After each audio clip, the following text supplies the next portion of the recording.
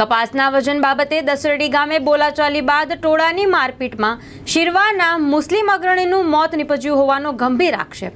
મૃતકનું ટોળાના હુમલાથી મોત થયું કે બીજા અન્ય કોઈ કારણોથી મોત થયું એ વિશે તો આગળની પોલીસ તપાસ બાદ અને જામનગરના પોસ્ટમોર્ટમ બાદ જ જાણી શકાશે। મૃતક હાસમ ઉમર ગામ શિરવાના પરિવારોએ હત્યા થયાના આક્ષેપો કર્યા હતા અને ગઢસીસા પોલીસે આગળની વધુ તપાસ હાથ ધરી છે।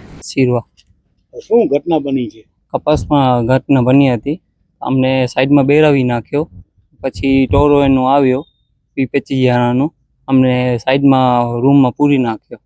પછી તો રાત થઈ તો રાતમાં અમને સાઈડમાં બેરાવી બે ભાઈને મારા ભાઈને માર્યો ને પછી બધાને મારવામાં માંડ્યા। એટલે મારા બાપુજીને લાત નાખી તો મારા બાપુજી પાટમાં પડી ગયા એટલે હું જ ઓફ થઈ ગયા। આમને બધા અમારા ફોન હતા જપ્ત કરી નાખ્યા અમારી કામે। કાલની છે, સવારના 8 વાગે થઈ હતી, રાતના 12 વાગે સુધી હાલતી હતી। કયો ગામ છે? દસડી મોમઈ મોરા।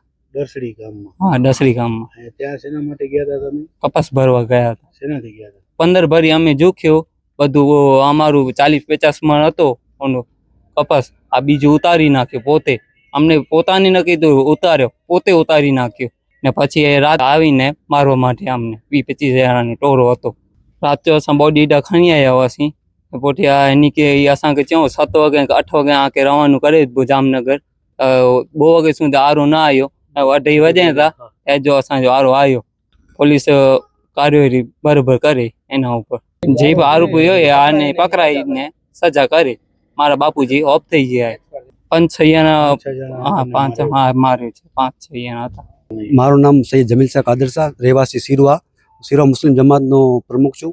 અને અમને રાતના જાણ થઈ કે ઝઘડો કરી એ લોકોએ પહેલાં મજૂર જે લોકો ડેથ થઈ જાય હાસમ ઉંમરની, એ મજૂરી કામ કરે છે અને પોતાનું ગુજરાનું ચલાવે છે। તો પોતાનું ગુજરાન ચલાવવા માટે કપાસ વજન કરવા ગયા હતા, પણ ઇલેક્ટ્રોનિક વસ્તુ જે કાંઈ કદાચ ફરક આવી ગયો હશે તો એનું જે નિરાકરણ થાય બેસીને, અને આવી રીતના ડાયરેક્ટ હુમલો કરી અને માણસને મારી નાખાય તો કાયદો કાનૂન ક્યાં ગયો છે? બરાબર છે। અને રાતના જ્યારે 11-11:30 વાગે બનાવ બન્યો ત્યાં પછી લઈ આવ્યા અહીંયા ગઢસીસા આરોગ્ય કેન્દ્રમાં। રાતના બનાવ બનેલ છે, બરાબર। હવે 2:30 વાગે છે, હજી સુધી પોસ્ટમોર્ટમ હવે ગાડી નીકળી છે, એમ્બ્યુલન્સ હવે હાલમાં હમણાં થોડી વાર પહેલાં જ નીકળી છે અને જામનગર લઈ ગયા છે। રિપોર્ટ આવી જાય અને પછી તદ્દન ખબર પડે કે શું કારણથી ડેથ થઈ છે। બાકી અમને તો 100% એવું જ છે કે એ લોકો ટોળા ભેગા મળી અને છાતી ઉપર કાંઈ પણ વસ્તુ વજનવાળું નાખી હશે એનાથી જ ડેથ થઈ છે, અમને એવું લાગે છે। બાકી જે પણ રિપોર્ટ આવે એ અમારા સરમાને રહેશે। ગઢસીસા સાહેબ ચૌધરી સાહેબ છે એ અમને સાથ સહકાર આપ્યો છે અને જે કીધું છે કે નિવેદન હાલમાં ભાઈનું લઈ લીધો છે। બાકી રિપોર્ટ આવે એના પછી જે પણ આરોપી હશે એની ધરપકડ કરવામાં આવશે અને લીગલી ફરિયાદ થશે।